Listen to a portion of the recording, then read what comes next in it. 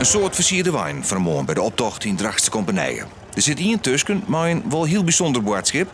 Want het dorpswinkel, die het dicht dreigen te gaan, is definitief redden. We hebben deze week uitslag gekregen dat we een hypotheek kregen. En hij komt zien te laten, hey, het gaat terug. Door de inzet van die crowdfunding, dan heeft hij eigenlijk zijn eigen vermogen, wat eigenlijk bij die zelf is. Dus dan lijst zelf geld in en dat is makkelijk dan. In de winkel zullen meestal ontwerp maar een behinding die opvangen worden in een zwartboerderij dicht bij het dorp. Voor de nieuwe eigenaars wordt het draaiend houden van de winkel een uitdaging, maar daar hebben ze alle vertrouwen in. Hele bruggen zijn van ja, hier moet altijd ook in, want we gaan zeker winkelen bij hem.